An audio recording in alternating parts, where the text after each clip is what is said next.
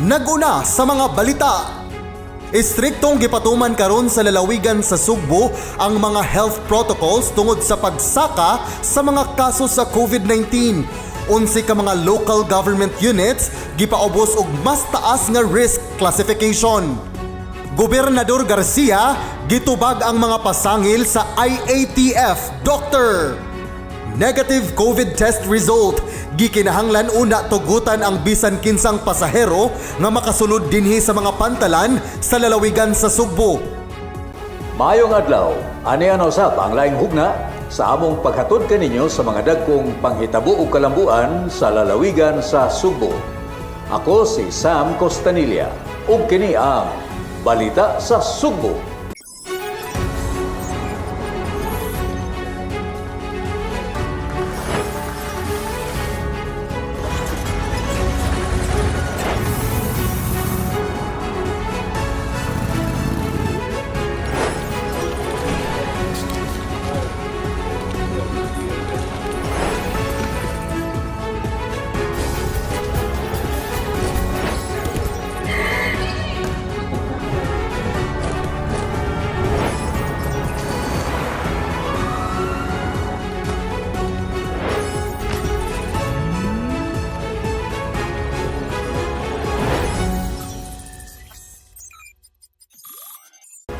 Naguna sa mga balita, 11 ka local government units, LGUs, gipatasaan ni Gobernador Gwen Garcia sa ilang risk classification gikan sa General Community Quarantine ngadto na sa Modified Enhanced Community Quarantine with heightened restrictions. Kini tungod sa pagsaka sa ilang mga kaso sa COVID-19. Kini nga mga local government units anaa ubos sa gahom o pagduma sa kagamanan sa lalawigan sa Sugbo. Mao nga dunay gahom si Gobernador Gwen Garcia pagdeklarar niini ngadto sa laing quarantine classification. Dugang detalye ihatod ni Sheila Gravines. Sugod sa alas 12:01 sa tungang gabi sa Miyerkules, Agosto 11, ipaubos ni Gobernador Gwendolyn Garcia ang 11 ka local government units ug Modified Enhanced Community Quarantine kun MECQ nga adunay heightened restrictions. Kini aron mas mapugnan pa ang pagkatap sa mga kaso sa COVID-19 sa maong LGUs nga naglangkob og 8 ka mga lungsod ug 3 ka mga dakbayan ubos sa lalawigan sa Sugbo. Kini mao ang mga lungsod sa Sambuan, Sibunga, Argao, Cordova, Oslob, Liloan, Consolacion ug Minglanilla ug ang mga dakbayan sa Talisay, Karkar ug Naga. Gipatawag ni Gobernador Gwendolyn Garcia og virtual meeting ang mga mayor sa maong mga lungsod ug syudad ug nakita usab nga misaka ang mga kaso sa COVID-19.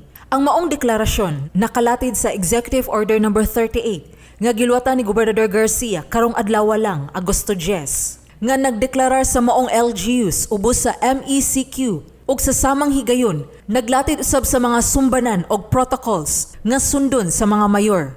We did a data analysis sa inyong mga active cases and came up with an incidence per 10,000 nga ratio.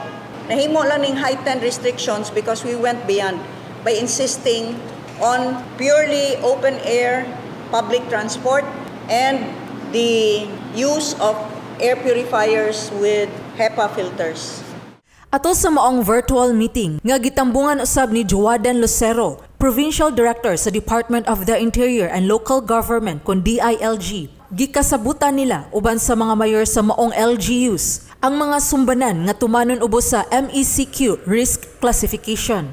Ubos sa Interagency Task Force kon IATF Resolution No. 29 nga pinitsahan og Abril 27, 2020. Ang gobernador adunay gahong pagdeklarar og Enhanced Community Quarantine o ECQ sa mga lungsod o component cities basta adunay pag-uyon sa iyang regional IATF. Apan niining higayuna, butangan kini sa gobernador og heightened restrictions tungod sa iyang ipuno nga mga sumbanan nga wala nakabutang sa IATF resolution. Nagpadayon usab ang regular o random nga checkpoints nga gihimo sa kapulisan o border controls diha sa mga pantalan sa Sugbo alang sa mga musud nga mga sakyanan o trabahante gikan sa probinsya sa Negros Oriental paingon sa Sugbo. Apil sa maong deklarasyon mao nga pangayuan na og RT-PCR test nga negative result ang mga pasahero nga gikan sa Negros Islands nga gi-issue sud sa 72 ka oras o di ba kaha rapid antigen test nga gi-issue sud sa 48 ka oras. Gikinahanglan sa magsulob og personal air purifier ang mga trabahante sa mga establishmento nga gitugutang mangabli ubos sa MECQ. Ang mga trabahante nga regular nga magbiyahe ngadto sa mga syudad nga gawas sa lalawigan, mga empleyado sa gobyerno ug mga trabahante nga mga tubang ug mga tao. Gipaobsan usab ni Garcia ang oras sa curfew ngadto na sa alas 10 sa gabii hangtod sa alas 5 sa kadlawon sa sunod nga adlaw. Ang mga mayor nga nitambong sa Zoom meeting uyon sa rekomendasyon sa gobernador aron mapahugtan ang paglihok sa mga tao ug mapaobsan ang gidaghanon sa mga kaso sa COVID-19 sa ilang mga lugar.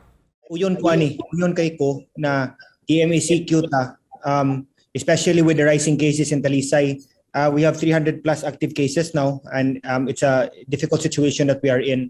Ang ako ra gyud gov is kanang hatagi lamig klaro na kay karon manggod lahi kayo ang MECQ last year sa MECQ karon.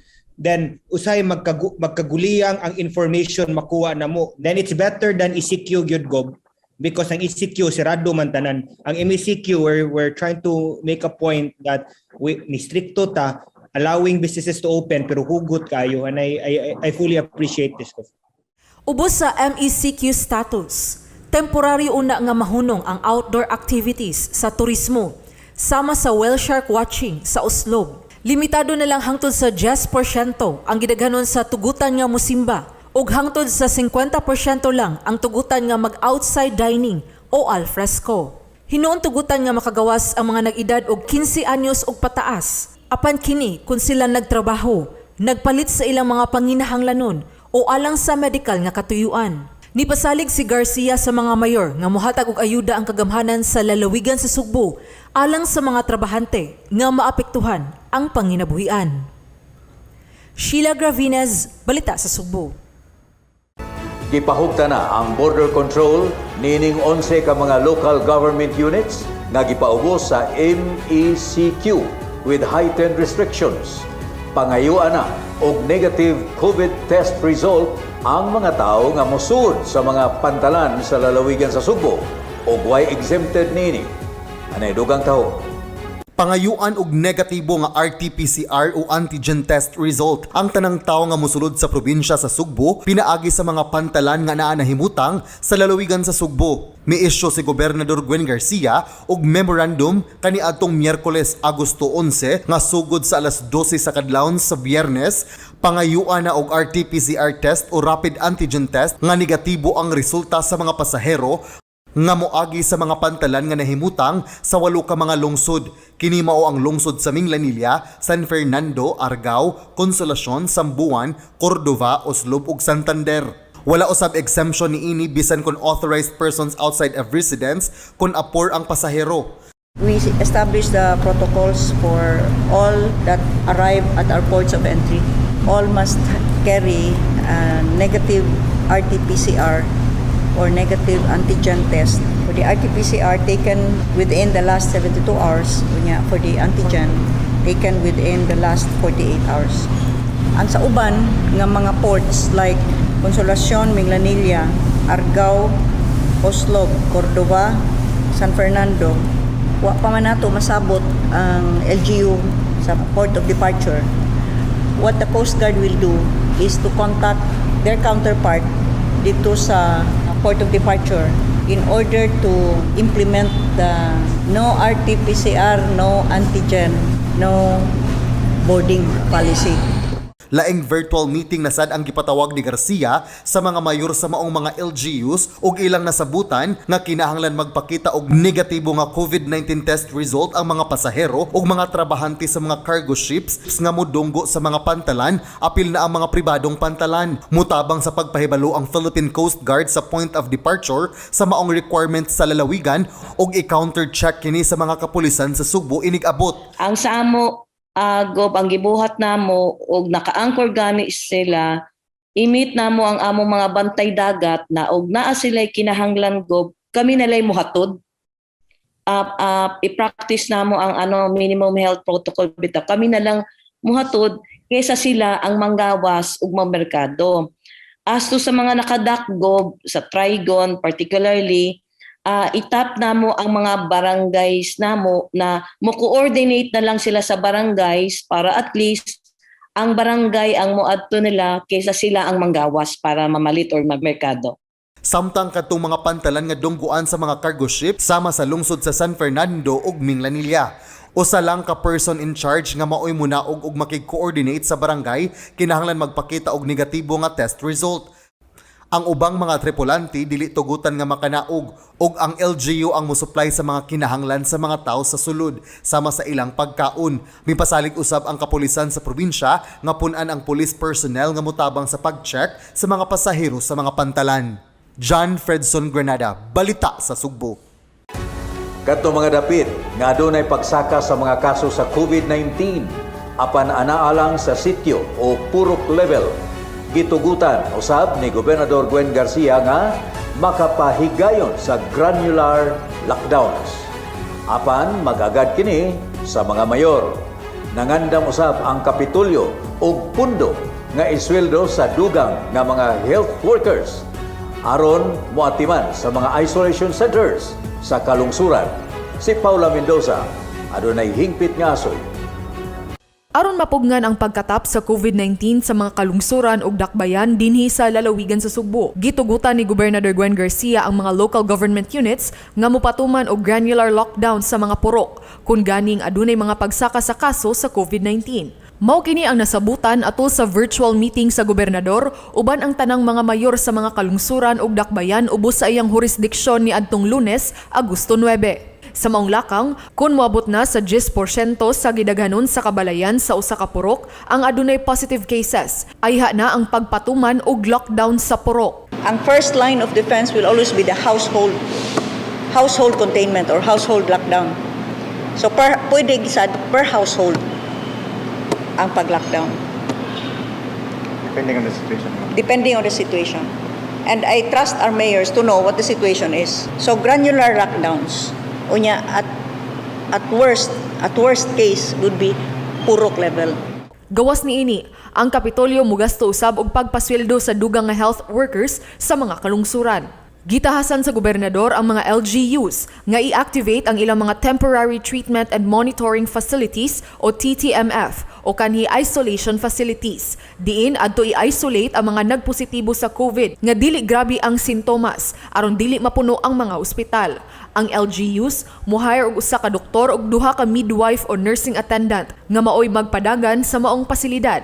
Swelduhan sila sa Kapitolyo. I asked them to hire one doctor and 2 nursing aides or midwives.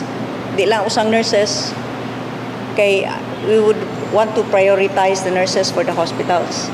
Samtang gipahimangnuan ni Garcia ang mga mayor nga istriktong ipatuman ang pagmontar og mga air purifiers ug UV lights sa tanang establishmento sa ilang kalungsuran, ilabi na kadtong sarado og naggamit og mga aircon. Even workplaces nga dili pwede walay proper ventilation, aircon gyud di mada. For example, kung doon ay call center diha, kinahanglan mag yung computers nga bugnaw, then they have to insist on the air purifier with HEPA filter. It should be 1 meter per person.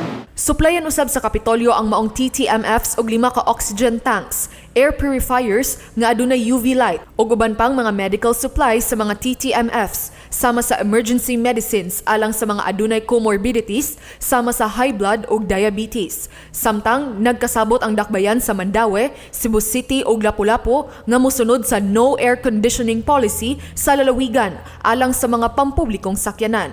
Sa laing meeting sa samang adlaw nga gitambungan ni Konsehal Joel Garganera sa EOC sa Cebu City ug sa mga representante gikan sa dakbayan sa Lapu-Lapu, giawhag sila ni Garcia nga ipatuman sa ilang mga LGUs ang paggamit sa car air purifiers kung mogamit gayud og aircon ang mga pampublikong sakyanan. Mo na giingon nga ventilation is better than air condition. So we adapt sa gibuhat pod sa atong gobernador sa probinsya nga kami sa syudad, we will adapt niya ng policy. Sa probinsya sa Sugbo, gimando ni Garcia nga magmontar og air purifier ang tanang pampublikong sakyanan nga sarado o naggamit og aircon sama sa Ceres bus. They should also invest in this because in order to navigate this pandemic, you have also to be smart, and technology is one way where we can also be at par with the virus. Kahinumduman nga una ng gimando ni Garcia pinaagi sa usa ka executive order nga ang tanang pampublikong dipasahiroang sakyanan, jeep ug taxi nga temporaryong ihunong ang paggamit sa aircon ug maggamit og air purifier sulod sa sakyanan. Uban sa taho ni John Fredson Granada, kini si Paula Mendoza, Balita sa Sugbo. Daghan kay lagang suna. I saw samples of this in many big houses in Barili. Hantod niabot ang time nga walay lagang makuha. There is no more. There's none for sale. Nadyo siya art, o bitong the lost art of chambered nautilus lagang flower making. Nothing was left. It is so tragic. You could cry.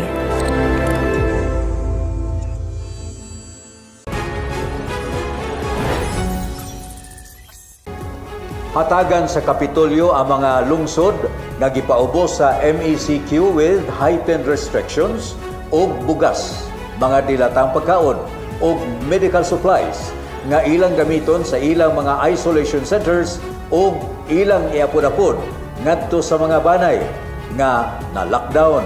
Gipasalig usab ni Gobernador Gwen Garcia nga makadawat usab sa maong tabang ang mga displaced workers nga nawagtangan og kita tungod sa gipahunong una nga kalihukan sa turismo sa pipila ka lungsod. Si John Fredson Granada alang sa dugang kasayuran. Mag-apod-apod ang Kapitolyo og hinabang nga pagkaon ug mga medical supplies ngadto sa 11 ka mga local government units nga gipaubos sa modified enhanced community quarantine with heightened restrictions. Kini isip suporta sa mga COVID-19 patients nga naa didto sa temporary treatment and monitoring facilities kon TTMF nga gimontar sa mga LGUs alang sa mga asymptomatic ug mild cases sa COVID. Ang Provincial Health Office nagsugod na sa pag-apod-apod sa 250 ka sako sa bugas ug 2,000 ka mga canned goods sa 11 ka LGUs. Gawas pa kini sa iapod-apod usab sa Provincial Social Welfare and Development nga tig 417 ka sako sa bugas matag LGU ug giban-abanang 4,000 ka pamilya ang matagaan. Mang-apod-apod usab og 7,000 ka mga dilata ug uban pang supply sama sa sabon ug disinfectant bleach. Prioridad nga matagaan niini ang mga na-lockdown nga pamilya ug ang mga indigent nga mga Sugboanon. Matud ni Dr. Cristina Giango, ang hepe sa Provincial Health Office, gawa sa pagkaon, nagpadala na ang lalawigan og oxygen tanks, pulse oximeters ug mga tambal ngadto sa mga lungsod alang sa mga gi-isolate nga adunay comorbidities. We will be distributing kanang rice and canned goods as assistance ngadto sa mga LGUs na katong gi-declare ni Gov as MECQ. Okay, and also for the kanang different municipalities na sila ang hire og doctors and 2 nursing attendants or midwife na man sa ilang TTMF yang mo shoulder and sa salary is ang province. And we'll also be distributing oxygen tanks with kanang sod ngadto sa mga different isolation facilities including pulse oximeters and other medicines na ilang magamit ngadto sa ilang isolation facility. Samtang gipasalig ni Gobernador Gwen Garcia nga hatagan usab og food supplies ang mga boatmen nga naapektuhan sa pagsara sa ilang tourism activities sa mga lungsod nga gipaubos ni Gobernador Garcia ug MECQ sama sa lungsod sa Oslob nga dili na makapahigayon og whale shark watching.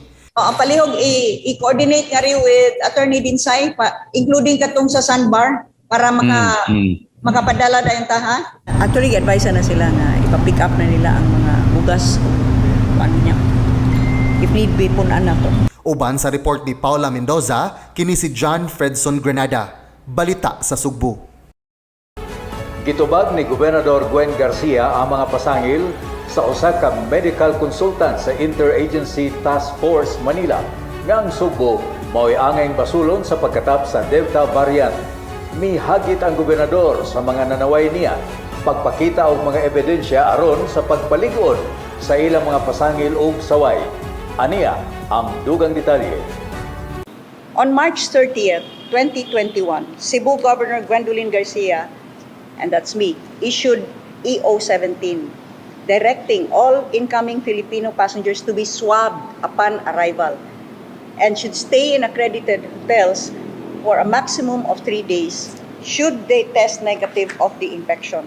This order would be later known as the province's swab upon arrival. On May 6, to counter the Cebu policy, IATF issued Resolution 114 as amended by Resolution 116, which required arriving Filipinos from abroad to be quarantined for 14 days upon their arrival. They shall only be swabbed for COVID-19 on the 7th day from their arrival.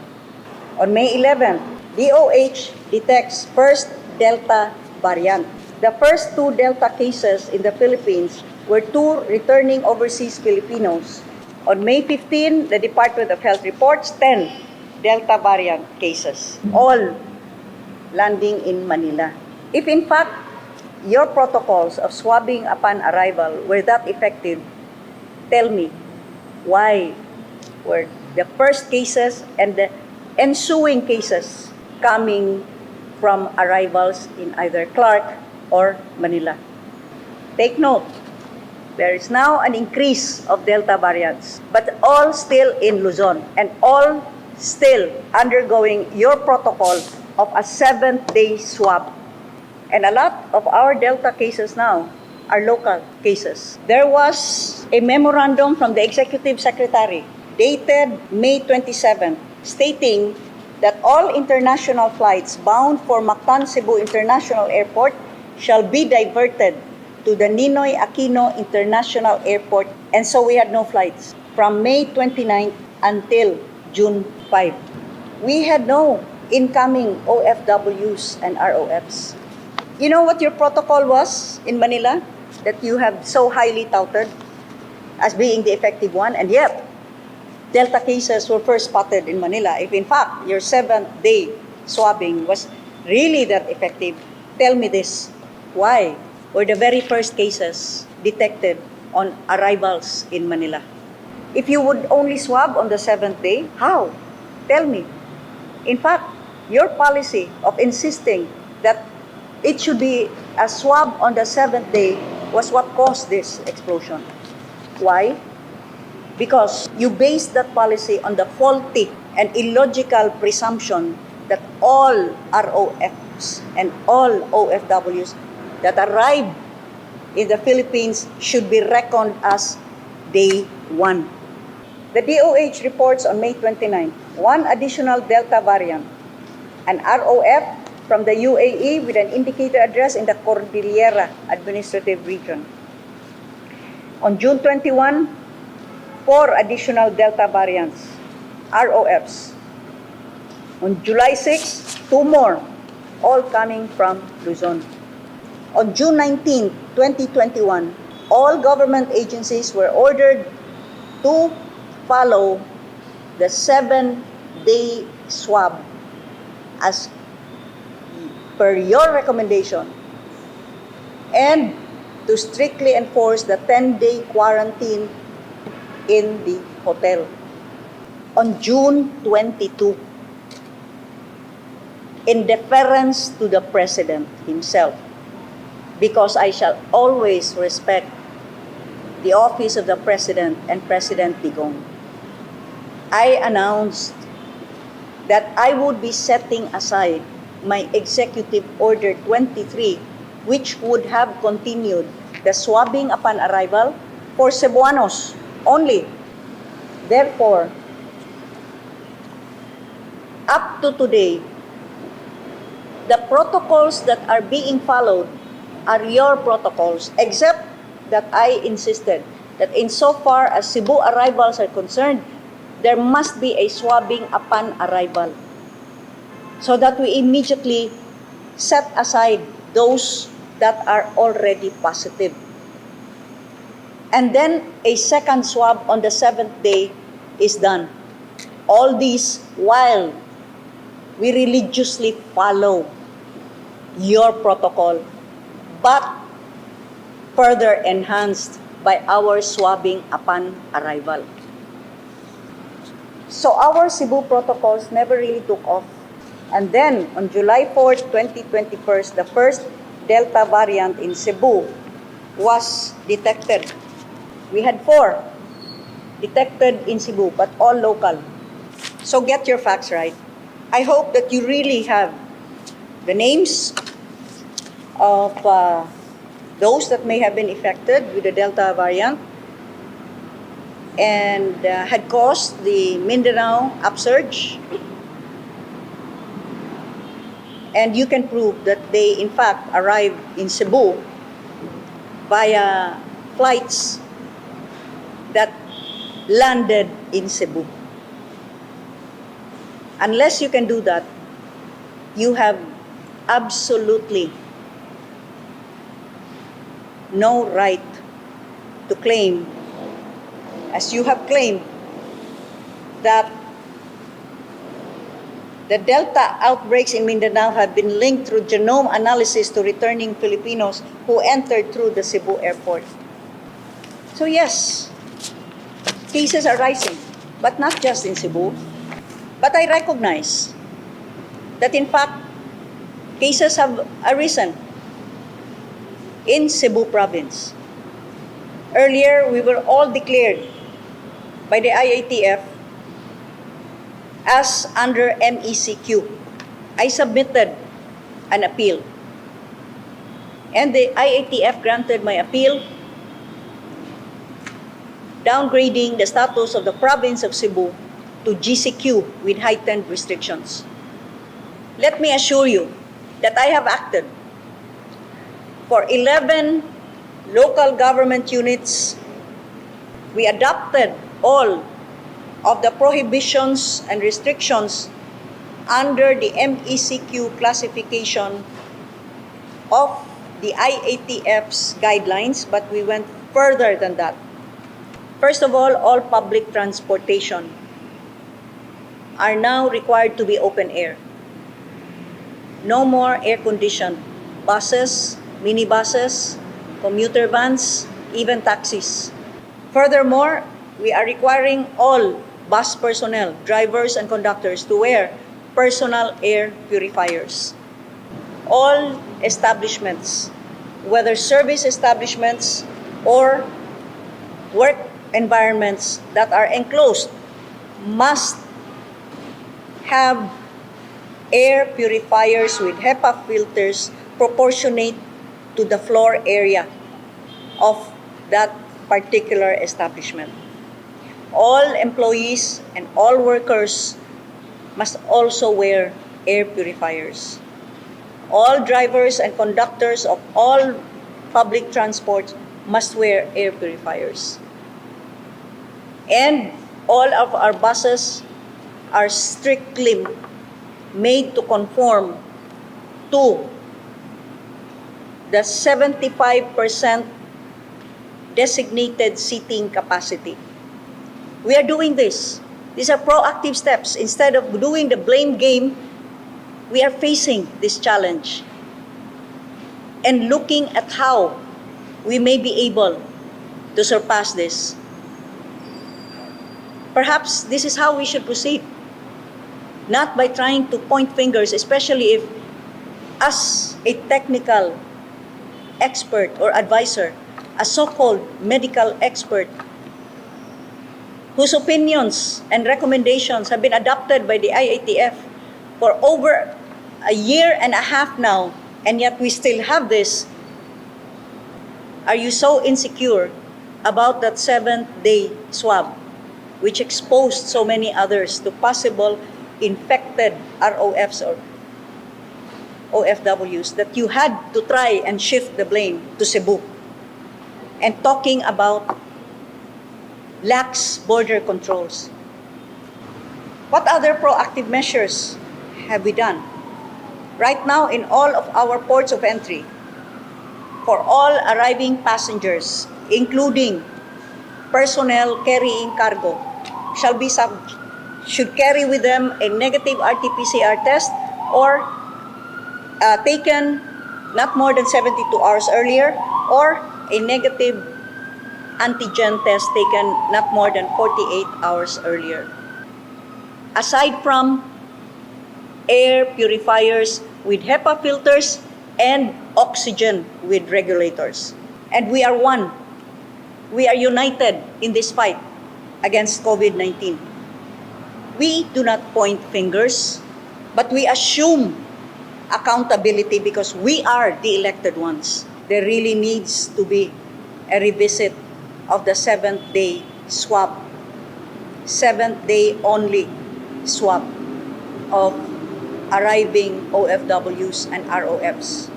A swab upon arrival would certainly have slowed down the spread of the Delta variant because with a swab upon arrival policy, we would immediately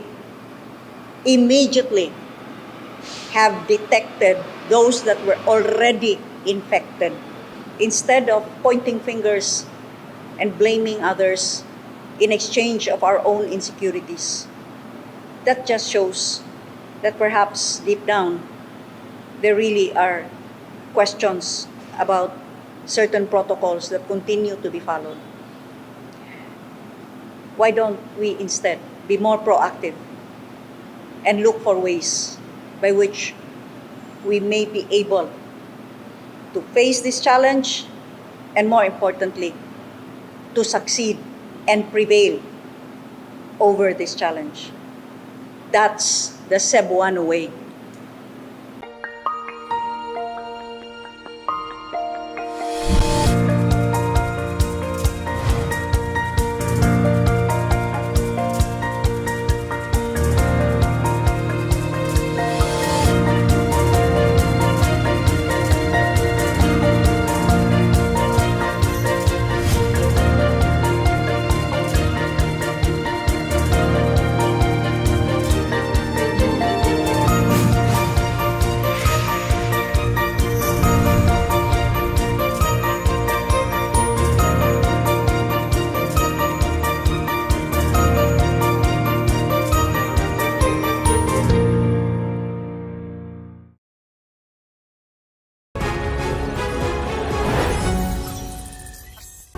Si Gobernador Gwen Garcia nakigtagbo sa tanang hepe sa kapulisan sa kalungsuran ug mga dakbayan sa lalawigan sa Sugbo. Siya, mimando nila nga hugtan ang pagpahigayon sa mga checkpoints aron pagtino nga mga sakyanang publiko.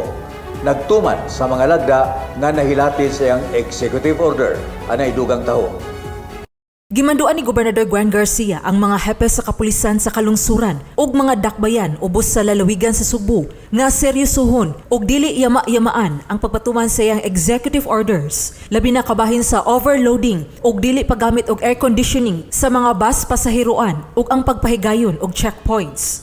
Kini ang iyang mando atol sa tigom nga iyang gipatawag uban ang kadagkuan sa Cebu Police Provincial Office kun CPPO ug mga hepe sa kalungsuran ug component cities sa probinsya niadtong Miyerkules, Agosto 11 sa Kapitolyo. Nasagmuyo ang gobernador kay wa magkadimao ang mga report nga gisumiter sa kapulisan ngadto sa iyang buhatan kabahin sa iyang Executive Orders number 35-A, 35-B ug ang labing uwahi ang EO number 38 nga iyang gipangluwatan aron mapugnan ang nagkasaka nga mga kaso sa COVID-19 sa probinsya. Ako, nangayog tabang ninyo in the implementation of our programs and other measures, especially now that we are in a state of emergency. Matod niya, siya mismo nagbiyahe usab apan wala siya nakakita sa kadalanan nga dunay nagmuntar og checkpoints. Dili usab siya kumbinsido sa ubang report nga gisumiter kay ang uban niini wa magtugma dihang iya kining gitino sa opisyal sa usa ka bus company. Alas 12:01 sa tungang gabii ni atong Agosto 11, ni epekto ang bag-ong giluwatan nga EO number 38 ni Garcia nga nagtakda sa mga sumbanan og protocols alang sa 11 ka local government units nga gipaubos sa Modified Enhanced Community Quarantine kun MECQ nga adunay heightened restrictions. Kini naglakip sa Talisay City, Minglanilla, City of Naga, Carcar City, Consolacion, Liloan, Sibunga, Argao, Sambuan, Oslob ug Cordova. Sugod unta sa maong oras, dapat aduna na untay checkpoints nga napahigayon ang mga pulis sa 11 ka mga lungsod ug mga syudad. Apan base sa pagmonitor ni Edwin Mixdon, Capital Consultant on Security, alas 10 sa buntag ni adtong Miyerkules, Agosto 11, ang kapulisan lang sa mga syudad sa Talisay ug Karkar ug sa lungsod sa Minglanilla ang adunay checkpoints nga gihimo. Gituyok man, ako man gipatanaw, kuwang man, og checkpoints. Now that you're dealing with me, labi na ni ining akong EO, klaruhan na inyong report. Ayaw kog yama-yamai, og buhata in town. Naatay dako kaayong giatubang, nga hagit. Kinahanglan tatanan dinhi musunod ug unsay angay buhaton. Gipuga na nako akong utok ug unsaon tani. Si CPPO Director Police Colonel Engelbert Soriano sa iyang bahin nangayo og dispensa sa gobernador sa kapakyas sa iyang mga tawo pagpatuman og checkpoints ug sa wa magkadimao nga reports nga gisumiter. As I have admitted to our gov a while ago, I have really noted the inefficiency in the implementation. So at least now, malinaw na sa lahat ng office kung ano dapat yung i-enforce nila. Si Soriano ni pasalig nga magdestino og mga pulis diha sa gawa sa Cebu South Bus Terminal aron motabang pagsiguro nga way mga pasahero nga manakay sa gawas sa terminal.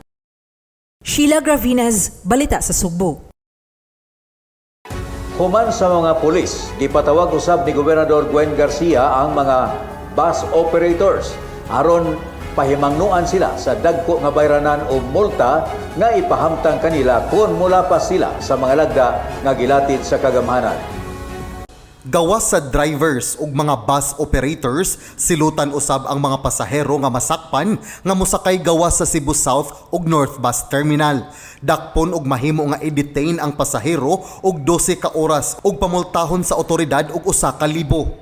Kaniadtong Agosto 12, atol sa gipahigayon nga coordination meeting na hukman sa mga kadagkuan sa LTO, LTFRB, CPPO ug uban pang mga ahensya sa gobyerno nga nagpatuman sa balaod nga ila nagyudakpon ang pasahero nga musupak sa giasoy nga balaod.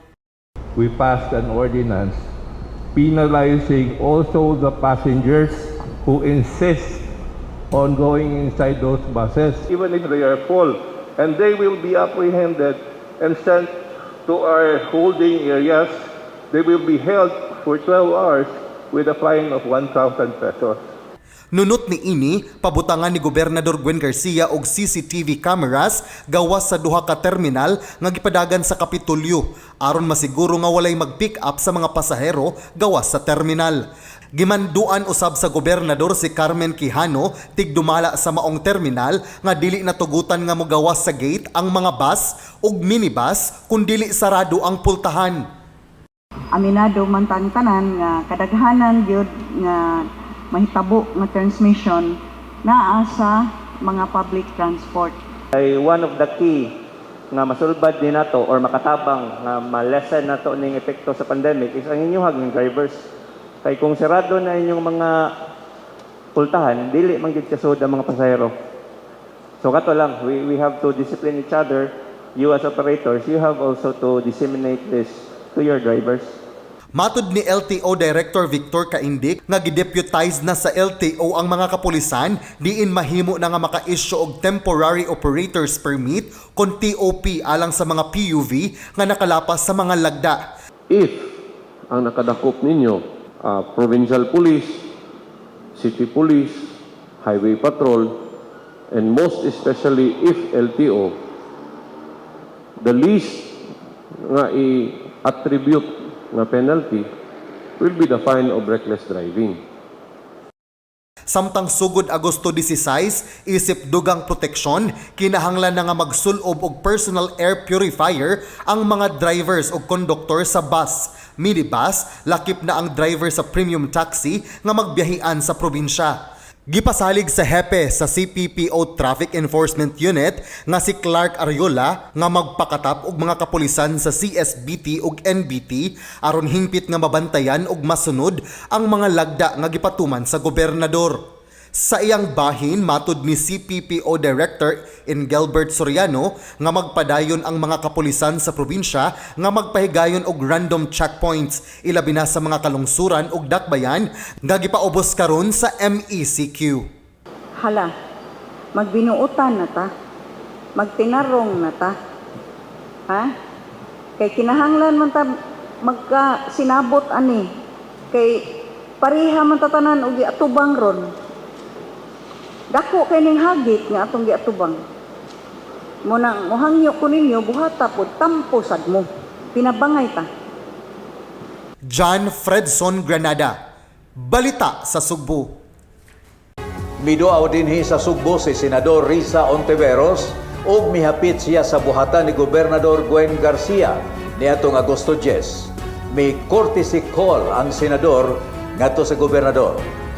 Mibisita sa buhatan ni Gobernador Gwen Garcia si Senador Risa Hontiveros niadtong Agosto 10. Nahisgutan sa duha ka opisyal ang mga laka nga gibuhat sa Sugbo karong panahon nga gipaubos sa General Community Quarantine with heightened restrictions ang lalawigan. Kainumduman nga usa si Hontiveros sa mga mipadayag sa iyang suporta sa mga patakaran sa lalawigan sa Sugbo kalabot sa mga muabot nga mga overseas Filipino workers o returning overseas Filipinos. Gawas ni ana, natukiusab sa duha ka leader kung unsa ka mahinungdanon ang paghatag og paspas nga healthcare services sa katawhan karong panahon sa pandemya. Si Senador Risa mituyok sa National Capital Region alang sa ilang Healthy Pinas Mobile Clinic nga maghatag og libreng serbisyong medikal sa mga indigent Filipinos. Gani sa maong mobile clinic, makapahigayon og rapid antigen test ug adunay diagnostic services sama sa chest x-ray, complete blood count, ultrasound ug uban pa. Paula Mendoza, Balita sa Sugbo. Giuyonan sa Mactan Cebu International Airport Authority nga hatagan sa gahom ang General Manager niini nga mulagda sa usa ka kasabutan tali sa Department of Transportation o kagamhanan sa lalawigan sa Sugbo alang sa katukuran sa Camotes Island Airport o pagpaanindot sa Bantayan Island Airport. Ang dugang taho gikan ni Eleanor Valeros. Yatagan og awtoridad sa Mactan Cebu International Airport Authority Board ang General Manager niini nga si Julius Neri nga mopirma og Memorandum of Agreement alang sa pagpalambo sa Bantayan Airport ug katukuran sa Camotes Island Airport. Atol sa virtual board meeting nga gitambungan nila Gobernador Gwen Garcia ug mga miyembro sa maong board niadtong Agosto 12, giaprubahan sa board ang maong otoridad. Ang maong Memorandum of Agreement himuon tali sa Department of Transportation kun DOTR isip National Agency ug mao'y muhatag sa pondo. Mactan Cebu International Airport Authority isip tigdumala sa mga airport ug ang kagamhanan sa lalawigan sa Sugbo isip tag-iya sa mga yuta nga tukuran sa maong tugpahanan. Kahinumduman nga mipasalig si DOTR Secretary Arturo Togade niadtong miduaw siya sa Sugbo nga motabang ang DOTR pagpangita og budget alang sa pagpanindot sa Bantayan Island Airport nga community airport pa lang karon nga himuon na kini nga tourism airport. Ang DOTR migahin na usab og 261 milyones pesos alang sa katukuran sa Camotes Island Airport. Kahinumduman usab nga nagkasabot ang MCIAA ug ang lalawigan nga hayan nga itugyan sa pribadong sektor ang pag-operate sa Camotes ug Bantayan Island Airport. Sama kini sa gibuhat sa MCIAA aron masiguro nga hapsay ang pagpadaga niini. Eleanor Valeros, Balita sa Sugbo. Mao kadto ang mga kalambuan gikan sa Kapitolyo sa Sugbo niining simanaha. Hangtod sa sunod higayon, ako si Sam Costanilla. Mabuhi ka Sugbo! Mabuhi kitang tanang Sugboanon.